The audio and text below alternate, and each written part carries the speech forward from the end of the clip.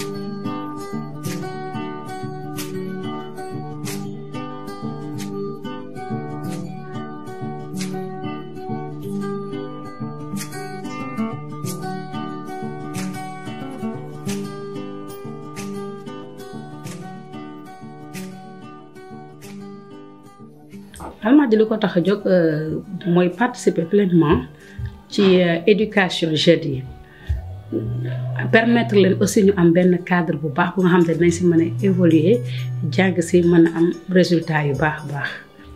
li waroon ñu créer groupe scolaire Bilingue Al Mahdi 3 premier point bi mooy Al Mahdi on a constaté que année passée dañu amoon difficulté vraiment pour mën a jël suñu élèves yëpp parce que parents yi bi ñëwee malheureusement dañu fekk classe yi fees pour satisfaire demande boobu ñu ne nañ décider tëjji Al Mahdi 3 pour permettre parents yi ñu am vraiment espace bu nga xamante ne moom la ñuy inscrire seen élèves. Al Mahdi 3 bu ngi nekk Yoff Nord Foire en face terrain basket c'est un beau bâtiment très adapté pour être école day permettre aussi enseignant bi nga xamante ne moom moo nekk ci classe bi mu jouer pleinement son rôle d'encadreur dina mën a dina ko permettre vraiment mu mën a am maîtrise ci classe am dina permettre aussi les élèves yi nga xamante ne ñoom ñoo fay jàngee ñu am benn cadre bu nga xamante ne dinañ mën a développer cette culture de l'excellence. Sécurité bi vraiment c'est quelque chose bu nga xamante ne Al Mahdi ñoom moom lañ gën a primer moom mooy nekk suñu rôle principal bi nga xamante ne moo gën a jëkk balaa jàngale bi di ñëw donc sécurité bi mën nañ ko répartir en 4 volets. Première phase bi mooy dañu installer des caméras de surveillance sur 3 écoles yëpp bi ñu ko installer 3 écoles yëpp lépp dafay répondre sama bureau donc su ma toogee damay am vue ci école yëpp. Donc hormis les caméras de surveillance, il y a aussi des maîtres de service plus les surveillants. Donc surveillants à chaque fois aux heures pendant les heures de récréation ak heure pause yi dañuy roode ci école bi di xool xale yi. Deuxième phase de sécurité bi mooy les cartes d'accès. C'est quoi une carte d'accès? Une carte d'accès dañ koy délivrer le parent pendant l'inscription.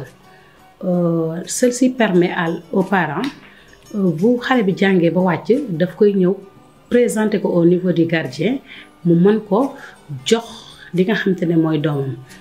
Au cas où parent bi n'est pas disponible pour mu ñëw jël ci doomam dafay mandater benn membre de la famille wala kenn pour mu ñëw jël ci xale bi. Loolu dafay permettre waa Al Mahdi ñu xam ne suñu élèves yi duñ ko jox n'importe qui képp ki nga xamante ne mooy jël ci xale bi rek. Cela veut dire que soit parent bi ko inscrire la wala ki nga xamante ne moom la parent bi yabal pour mu ñëw jël ci ko.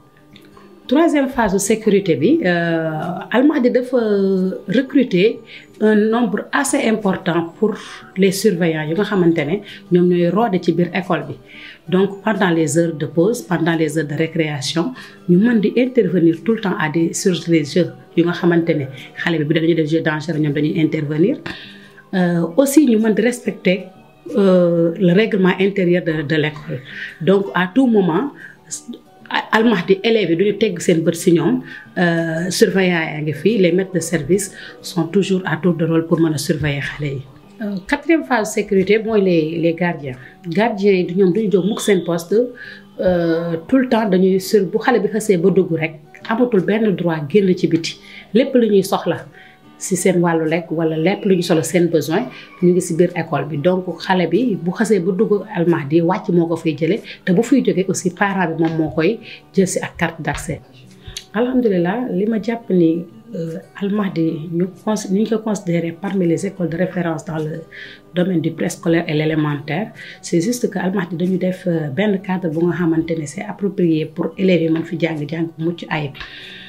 En même temps si préscolaire bi déjà xale bi dafay am yenn base yu nga xamante ne daf koy préparer à l'élémentaire. Boo xoolee dès la moyenne section xale bi dafay commencer am ay exercices de maison am des devoirs yu nga xam ne dafay def kër ga. Donc loolu ñu ngi permettre xale bi mu am autonomie ci li muy liggéey. En même temps en grande section boo xoolee xale bi déjà commencé na di bind di lire donc loolu bu demee CI dootul am benn difficulté bu nga xamante ne daf koy empêcher pour mën a progresser à l'élémentaire.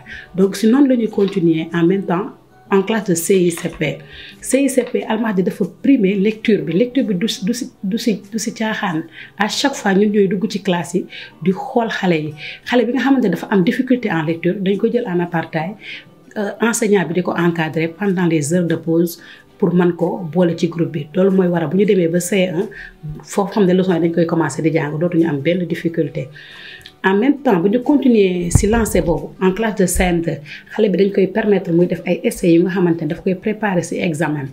Ni mu koy préparer ci examen xale bi day habilité day am habitude déjà muy def ay essais yu nga xamante ne à l'interne comme à l'externe da koy def continuellement. Si loolu la ñuy continuer en même temps Al Mahdi dafa am benn responsable pédagogique bu nga xamante ne les enseignants sont formés continuellement. Donc il y a la formation continue chez les enseignants. La majeure partie d'entre eux ils ont leur CEAP et leur CAP. Ils ont un responsable pédagogique bu nga xamante ne à tout moment dafay def des cours yu nga xam ne des cours pédagogiques yu nga xamante ne day permettre lépp lu ñuy jàng dañ koy dolliwaat ci seen xam-xam mën ko def ci xale yi. Monsieur Seck dina ñëw léegi ci volet boobu nga xamante ne moom moo ko concerné mooy le volet pédagogique. Boo xoolee li tax ñu jàngale anglais au sein du groupe scolaire bilingue Al Mahdi, l'anglais c'est une langue universelle. Langue universelle bi nga xamante ne boo xoolee dans le cursus normal xale bi dès la 6e secondaire la koy commencé jàng. Alors que ñun en tant qu'éducatrice on a constaté que ne xale plus que muy teel a jàng langue bi plus que muy koy gën a maîtriser. Donc loolu waral dès la mini-section xale bi ñu koy jox les bases de l'anglais mu koy continuer noonu jusqu'en classe de CM2 boo xoolee différence bi rek da ngay xam xale bi nga xam ne def na 10 ans ci anglais ak ki nga xamante day doog a ñëw secondaire di doog a jàng anglais dañu am benn différence bi nga xamante ne par rapport aux acquis qu'elle est déjà maîtrisé ne ko ndax def na anglais 10 ans alors que kële mu ngi koy soog di def donc différence boobu gis nañ ne vraiment mooy permettre suñu ay élèves yi nga xamante ne dañuy jógee Al Mahdi dem ci yeneen écoles yi dañu am à un niveau bi nga xam ne c'est très élevé en anglais parce que à chaque fois dañuy indi de très bonnes notes yu nga xamante ne dañ koy am en anglais loolu yëpp li ko waral mooy parce que dañuy def temps bi ñu jël ci anglais bi dès le préscolaire lañ ko commencé.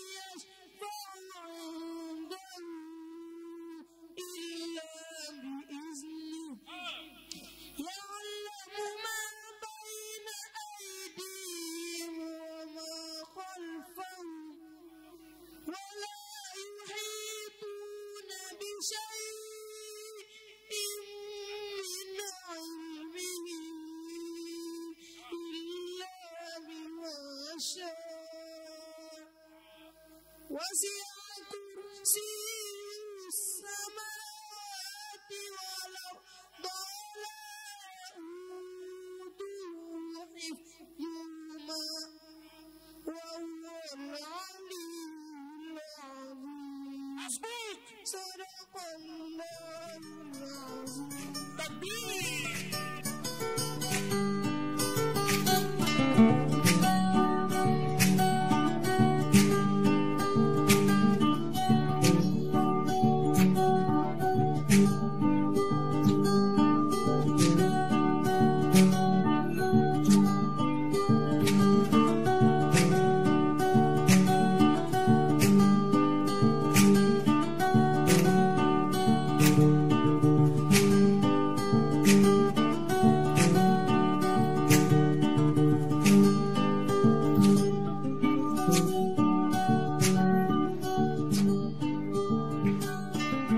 certes que à Al Mahdi on a déclaré bilingue mais ku ñu xam ne vraiment dañu bëgg suñu doom di jàng suñu diine moo tax ñuy defal xale bi muy jàng arabe dès le préscolaire arabe boobu xale bi dina si xam diineem dina si xam nan lay jaamoo suñu borom aussi loolu waral na li ko mën a confirmer sax mooy conférence bi nga xamante ne moom lañ def au mois de Ramadan parents yi apprécier nañ ko élèves yi apprécier nañ ko ndax xale yi taari nañ ci tari bi nga xamante ne vraiment mucc na ayib macha allah xale yi bég nañ ci bu baax a baax a baax.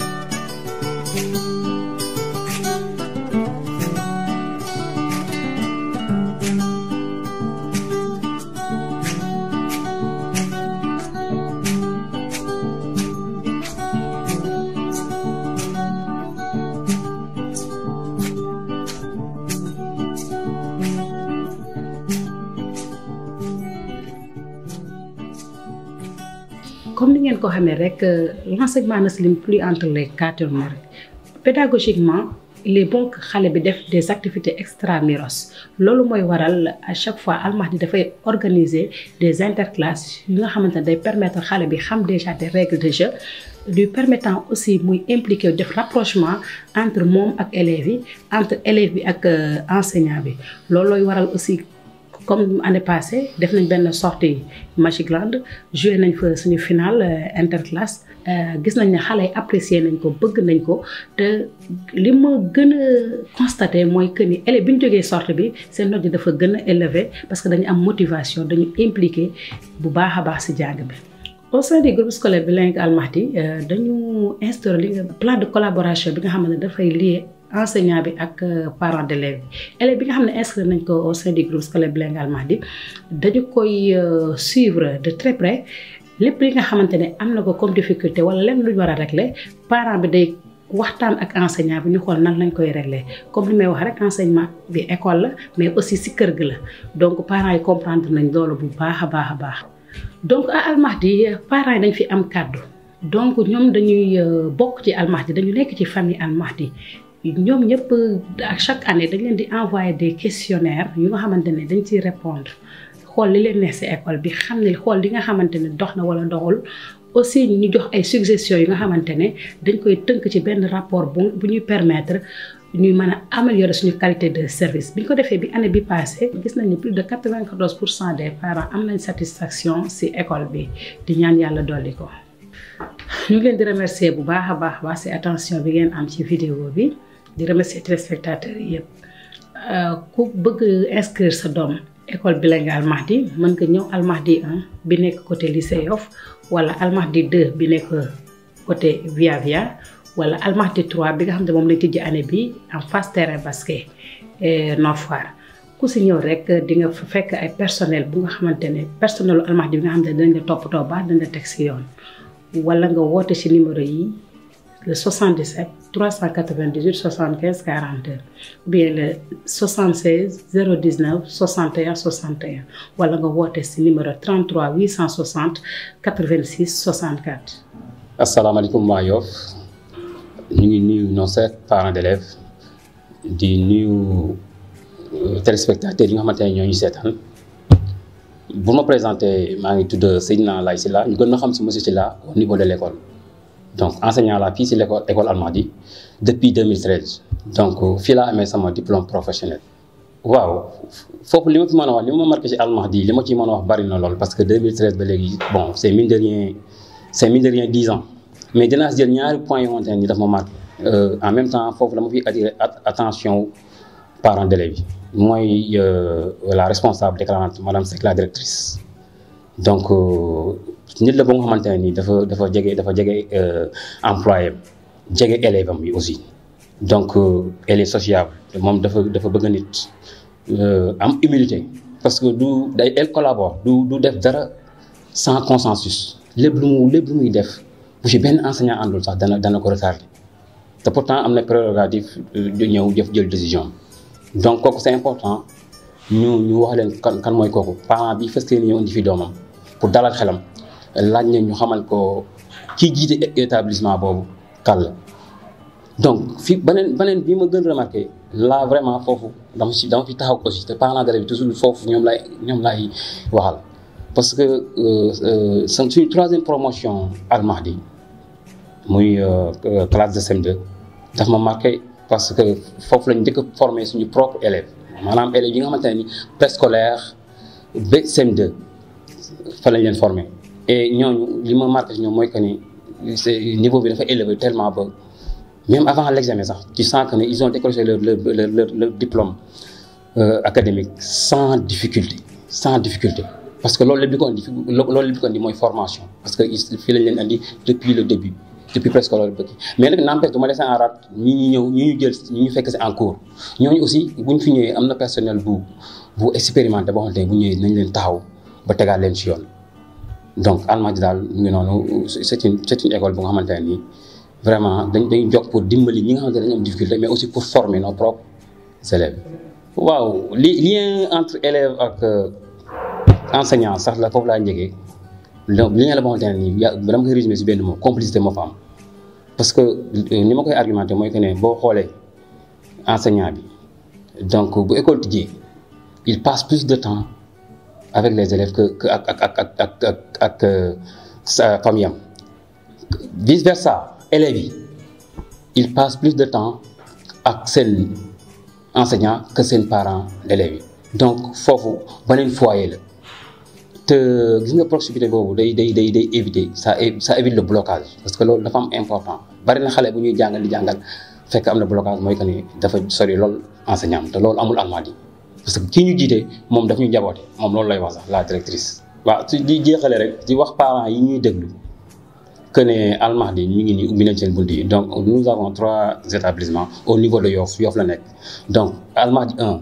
au niveau de APEXI 1 Almadies 2 au niveau d'APEXI 2 et Almadies 3 mooy le nouveau bébé nouveau-né sax laa koy wax donc au niveau de Yoff la toujours mais Nord Foire près du terrain basket donc bu ngeen ñëwee fépp fu ngeen ci dem y a un personnel expérimenté accueillant bu mën a taxaw seen soxla teg leen ci yoon jox leen information yi ngeen soxla incha allah.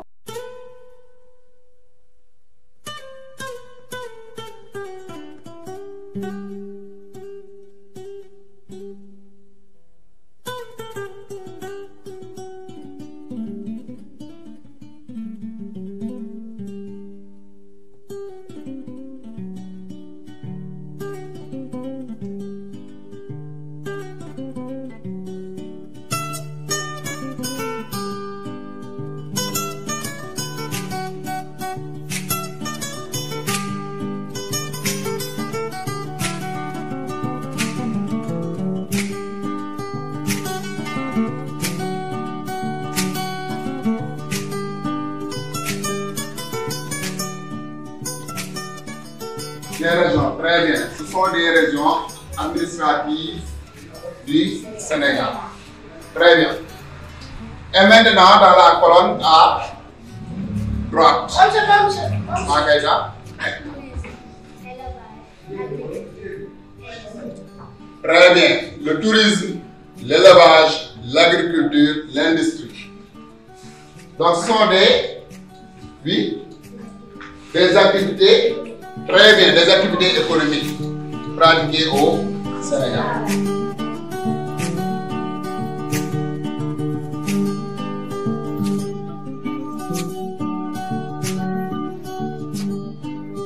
Je me nomme M. Sarr, Abdoul Aziz Sarr. Je suis enseignant à l'école bilingue Almadies et je tiens la classe de CM1A. La collaboration entre parents d'élèves et enseignants se passe très bien. Parce que là, ici à Almadies, nous avons une équipe vraiment très ouverte, toujours disponible pour répondre à toutes les questions. Donc, pour essayer de trouver à chaque fois une solution adéquate pour toutes les préoccupations des parents d'élèves. De jour comme de nuit, nous restons toujours joignables donc pour répondre aux questions des enseignants.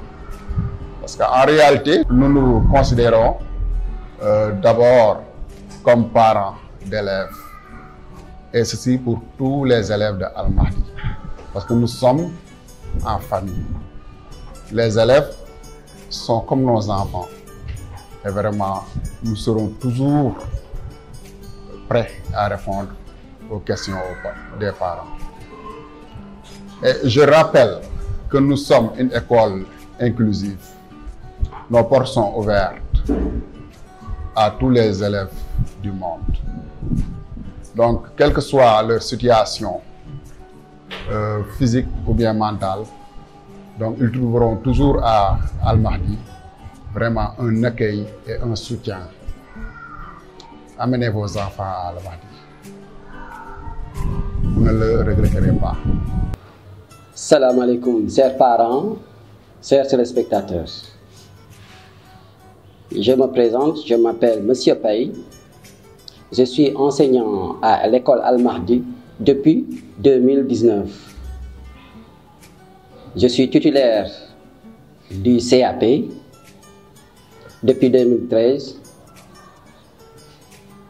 et j'ai ici à Al Mahdi eu l'habitude de tenir la classe de CP. Je vous ai dit dans ma présentation que je suis là depuis 2019. Et n'oubliez pas que j'ai dit que j'ai une expérience de 15 ans. Ça veut dire que j'étais dans d'autres écoles. Comparaison faite, donc la première chose qui m'a marqué, c'est l'encadrement dans l'école. Donc, les enfants sont bien encadrés, les enseignants aussi sont très bien encadrés. Donc, c'est pourquoi ça ne me surprend pas que certains résultats puissent sortir lors des examens. D'autre part, la sécurité ici m'a beaucoup marqué. Parce que déjà le cadre est très sécurisant, mais aussi la gestion des élèves dans le cadre de la sécurité est tellement de mise que beaucoup de parents nous font confiance. En ce qui concerne le lien entre les élèves et le personnel, il faut dire que le personnel s'occupe très bien des enfants, aussi bien à l'accueil, dans les classes et à la cantine. Donc, les enfants sont comme une famille avec nous. C'est pourquoi on a bien tenu à bien les traiter. Donc, chers parents, je vous exhorte à venir s'inscrire très tôt ici dans nos écoles, car le cadre y est, la compétence y est et le résultat escompté, vous le trouverez ici. Bonjour tout le monde, je salue de passage les parents d'élèves, les collaborateurs, les téléspectateurs. Je suis M. Sek Djibril, conseiller pédagogique à l'école Al Mahdi. Mon rôle au sein de l'établissement consiste à l'encadrement des enseignants et à la supervision du travail. Bon, d'abord, la qualité de l'enseignement s'appuie sur la rigueur dans le travail, la ponctualité et l'assiduité, mais aussi des enseignants compétents dans les classes. Les enseignants sont bien encadrés, bien formés. On les suit depuis leur dépôt pour l'autorisation d'absence, l'encadrement pour les examens professionnels, pour qu'ils soient compétents dans les classes et dispenser un enseignement de qualité. Au niveau des élèves aussi, il s'agit de bien les aider. Ils sont divisés en groupes de besoins, encadrés, suivis dans les cours de renforcement, les samedis, les mercredis après-midi. Les élèves qui ont des difficultés en lecture aussi sont isolés et pris en charge par des enseignants vraiment compétents. Voilà. Sans aussi laisser oublier les animations pédagogiques organisées pour les cellules pédagogiques. Aussi, nous remercions de passage l'IF qui vraiment vient en appui avec des séminaires et des ateliers de travail, qui vraiment nous a beaucoup aidé dans l'amélioration de la qualité de l'enseignement. Vraiment, chapeau à l'IF. Et la collaboration aussi des collègues. Les enseignants vraiment se donnent, se sacrifient. Ils sont à l'école de 8h à 20h, rien que pour les enfants. Vraiment, nous les remercions beaucoup et les encourageons. En second lieu, avec les innovations pédagogiques et le curriculum en vigueur, les enseignants sont assistés au niveau de l'élaboration des planifications, la supervision des cahiers journaux et le déroulement des apprentissages, surtout au niveau de la progression. Donc, il y a aussi les animations pédagogiques que nous organisons avec des écoles voisines. Et là, les enseignants apprennent beaucoup. Nous recevons aussi de temps en temps la visite des inspecteurs qui viennent apporter un plus. Vraiment, nous remercions de passage les inspecteurs. Donc, il y a aussi les visites de classe que nous faisons tous les mercredis après-midi. Donc, les enseignants sont supervisés et là, nous allons essayer de corriger ensemble les éventuels dysfonctionnements dans le travail. Et voilà comment nous faisons maintenant. Mais aussi, il y a le respect du programme. Il y a un programme mis à notre disposition, que l'État a mis à notre disposition et qu'il faudra respecter à travers le curriculum et ces nombreuses innovations pédagogiques. Merci. Nous voulons remercier de l'India, de l'India rendez-vous pour la prochaine rentrée. Merci beaucoup.